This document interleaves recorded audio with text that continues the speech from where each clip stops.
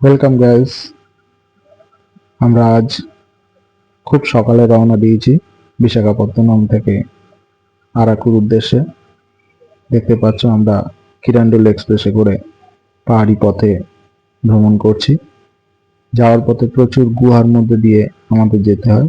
এই এখন একটা গুহার মধ্যে প্রবেশ করেছি, যেখানে পুরো অন্ধকার, আলো আঁধারির খেলা এবং সবাই খুব আনন্দ করতে করতে যায়। উপর থেকে পাহাড়ের এই ভ্যালিটার দৃশ্যটা খুব সুন্দর। দেখতে পাচ্ছ ট্রেনটা কিভাবে টার্ন নিয়ে যাচ্ছে, একদম প্রথম থেকে শেষ পর্যন্ত ট্রেনটা দেখা যায়। খুব সুন্দর সিনিক বিউটি। পাহাড়ি পথে এরকম একটা সুন্দর জলপ্রপাত আমরা পেয়েছিলাম, রেল লাইনের একদম গা ধরে জলটা পড়ছিল। তারও ছবি আমরা তুলি, সেই ছবি দেখতে পাচ্ছি। এখানে বলে রাখি, এই কিরণদুল এক্সপ্রেসের টিকিট আগে ভাগে কেটে নিতে হয়, নতুবা পাওয়া খুব মুশকিল। যাত্রাপথে আমরা একটা স্টেশনে দেখছিলাম কিছু বাঁদরের বাঁদরামি। ট্রেন থেকে যাত্রীরা সব খাবার দিচ্ছিল, তারা সেগুলো নিয়ে যে যার মতো দৌড়ঝাঁপ করছিল। সত্যি পাহাড়ের অত উপরে ওরা থাকে এবং মাঝে মধ্যে এই ট্রেনের যাত্রীদের খাবার পেলে ওরা খুব খুশি হয়। সেগুলো দেখতে দেখতে আমরা এগিয়ে যাচ্ছিলাম। এই যে দেখতে পাচ্ছ পাহাড়ের গায়ে বড় বড় টানেল করা আছে, এর মধ্যে দিয়ে ট্রেনটা যায়। প্রায় 25টা গুহা পেরিয়ে আমরা পৌঁছে যাই 10:30 নাগাদ বোরা গুহালু স্টেশনে। আমরা আরাকু পর্যন্ত যাইনি, আমরা এই বোরা গুহালুতে আগে নেমেছি, কারণ এখানে ফেভারিট যে সেই ন্যাচারাল কেভ বোরা কেভ সেটা দেখবো বলে চলে এসেছি তার বুকিং কাউন্টারে। এখানে জেন্টস এবং লেডিস আলাদা টিকিটের লাইন রয়েছে, তাই আমরা সেই লাইন দিয়ে টিকিট কাটি। তারপরে এই যে এন্ট্রি গেট। তবে এখানে প্রচুর বানরের উৎপাত, খুব সাবধানে থাকতে হয়। হাত থেকে খাবার, ব্যাগ, প্রয়োজনীয় জিনিসপত্র ছিনিয়ে নিয়ে যেতে পারে, সেজন্য যারা যাবেন খুব সাবধানে থাকবেন।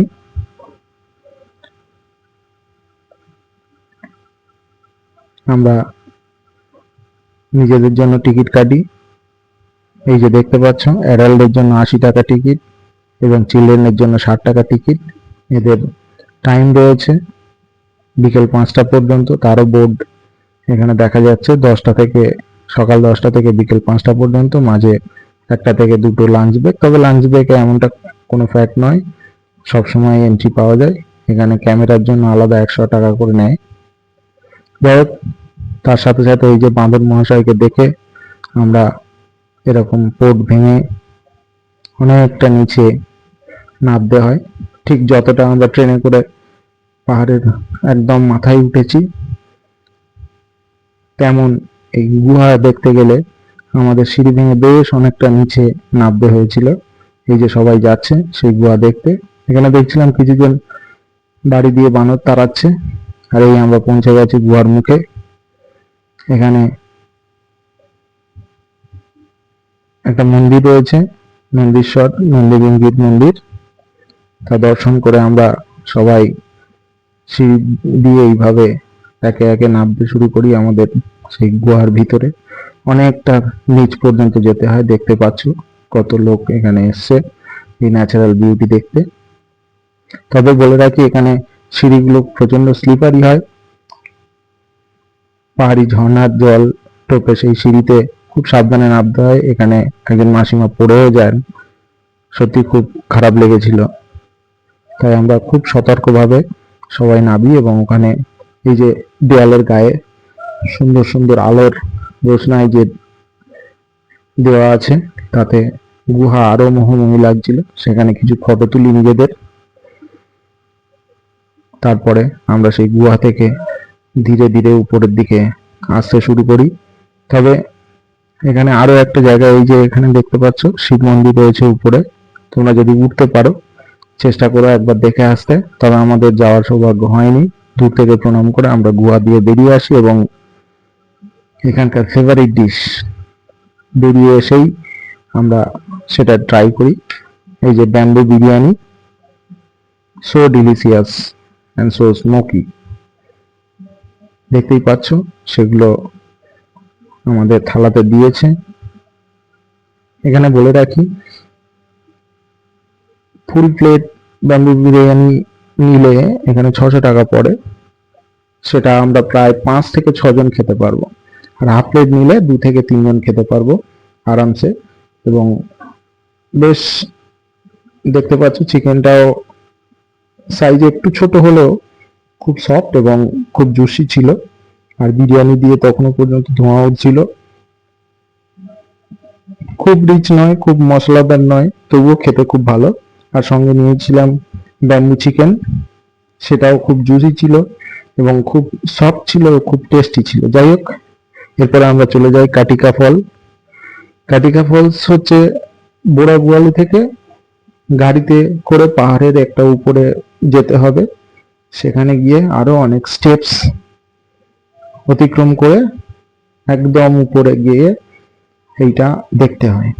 যাই হোক, এখানে প্রচুর লোকজন গিয়েছিল, তারা কেউ কেউ স্নানও করছিল।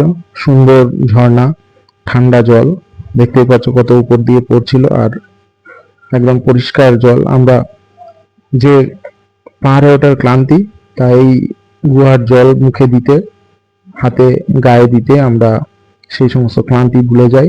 তারপরে আমরা ফ্রেশ ভাবে কিছু নিজেদের ফটো তুলি। দেখতেই পাচ্ছ, তোমরাও এখানে গিয়ে যদি যেতে পারো, কারণ স্টেপস গুলো অনেক উঁচু উঁচু, সেখানে উঠতে একটু কষ্ট হয়। যাই হোক, তবুও যদি যেতে পারো গিয়ে অবশ্যই ফটো তুলো। তারপরে আমরা ফিরে এসে ওখানে আমাদের যে গ্রুপ ছিল তারা সবাই একসাথে লাঞ্চ করি।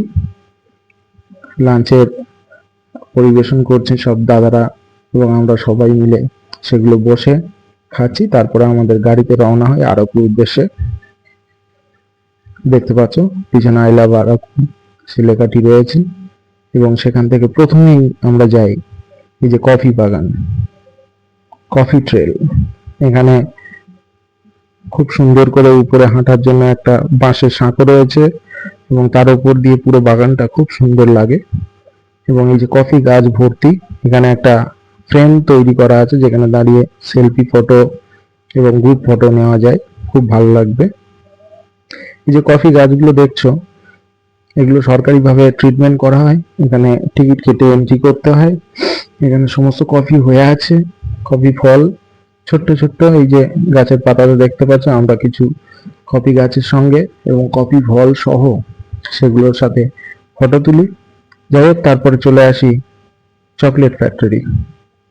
চকলেট ফ্যাক্টরিতে এই যে কোকোয়া গাছের যে প্রতিকৃতি রয়েছে সেগুলো দেখতে দেখতে আমরা পুরো ফ্যাক্টরিটা ঘুরে দেখি। এখানে প্রচুর চকলেটের স্টল রয়েছে, চকলেট কেক, চকলেট ইত্যাদি ইত্যাদি রয়েছে। এবং শুধু চকলেটটা নয়, এখানকার চকলেটের ফ্লেভারও আলাদা, প্রচন্ড স্ট্রং এবং প্রচন্ড ডেলিসিয়াস চকলেট এখানে তৈরিও হচ্ছে। আমরা ঘুরে দেখেছি সেই স্টলগুলো। এখানে দেখলে দেখতে পাবে যে প্রত্যেকটা স্টলে কত কত চকলেট রয়েছে। আর এই যে এখানে দেখছো বাচ্চাদের খেলনার বিভিন্ন জিনিসপত্র রয়েছে। তবে এই যে বলছিলাম যেটা চকলেট স্টল, মিষ্টির মতো সাজানো রয়েছে, মিষ্টি দোকানের মতো প্রচুর চকলেট। তবে দাম আমার মনে হয়েছে একটু বেশি, কিন্তু বেশি হলেও দামের উপযুক্ত। যেমন টেস্ট তেমন স্ট্রং। সেই চকলেট খেয়ে আমরা যখন বেরোই, তখন আমার ছেলে ওখানকার স্থানীয় ভাষার যে গান হচ্ছিল সেটা শুনেও খুব ভালো লেগেছিল। ভাষা না বুঝুক, কিন্তু সঙ্গীতের সেই ছন্দে সে নাচতে শুরু করে। যাই হোক, সেই লাউড স্পিকারের গান যেখানে যেখানে হচ্ছিল ওই পার্কের মধ্যে, ও সেখানে সেখানে দাঁড়িয়ে নাচছিল। এরপরে আমরা ওখানে চকলেট কি করে প্রসেসিং হয় তার একটা মিউজিয়াম রয়েছে, সেখানে আমরা ঘুরে দেখি এই যে কিভাবে ফল থেকে বীজগুলো বের করে সেগুলো রোদে শুকিয়ে মেশিনে দেওয়া হয় এবং সেখান থেকে কিভাবে চকলেট তৈরি করা হয় সেইগুলো আমরা দেখি। দেখে নিয়ে আমরা তারপরে ওখান থেকে কিছু চকলেট কিনি। সেই চকলেট সত্যি খেতে অসাধারণ। এবং ওখানে আমরা কফিও খাই, কোল্ড কফি, হট কফি, এবং কিছু ফটো তুলি। তারপরে চলে এসেছিলাম ট্রাইবাল মিউজিয়ামে। ট্রাইবাল মিউজিয়ামে এইভাবে আমরা ট্রাইবালদের সঙ্গে নাচে অংশগ্রহণ করি, কিছু ফটো পোজ নিই আমরা। দেখতেই পাচ্ছ ট্রাইবালরা ওই সময় সমস্ত পর্যটকদের জন্য নাচের অনুষ্ঠান রাখে। আপনারা চাইলে ওখানে গিয়ে ওদের সাথে পা মেলাতে পারেন এবং খুব সুন্দর, আপনারা গেলেই আপনাদের মন এমনিতেই দুলে উঠবে এই যে মিউজিকের সঙ্গে। সত্যি খুব ভালো লাগছিল। আমার পরিবারের সবাই ওখানে গিয়ে ওদের সঙ্গে পা মিলিয়েছিল। দেখতেই পাচ্ছ সেই নাচ দেখতে দেখতে আমরা সত্যি কতক্ষণ সময় যে কাটিয়েছিলাম, খুবই ভালো লেগেছিল। আর অবশ্যই ওনাদের এই নাচে সন্তুষ্ট হয়ে অনেকে ওনাদেরকে উপহার স্বরূপ কিছু টাকা পয়সা দিয়ে আসছিল। ট্রাইবাল মিউজিয়ামের আরো কিছু জিনিস বলে রাখি, ওই মিউজিয়ামের ভিতরে অনেক জায়গায় অনেক কিছু কেনার জিনিস থাকে। যাই হোক, ট্রাইবাল মিউজিয়াম দেখে আমরা গাড়িতে করে আরাকু থেকে ব্যাক করি। আর গাড়ির মধ্যে ফেরার সময় এত সুন্দর লাইটিং এর ব্যবস্থা, এত সুন্দর গানের সাউন্ড সিস্টেম ছিল যে আমরা নিজেদের আর ধরে রাখতে পারছিলাম না। প্রত্যেকে ওই পাহাড়ি পথে যখন নামছিল গাড়ি, আমরা এইভাবে নাচতে নাচতে আমরা সেই আমাদের যাত্রাটাকে উপভোগ করি এবং এইভাবে আমরা আমাদের চতুর্থ দিনের যে যাত্রা সেটা আমরা শেষ করি। আমাদের হোটেলে এসে আমাদের ডিনার নিয়ে ওই দিনের মতো শেষ করি। ধন্যবাদ সকলকে।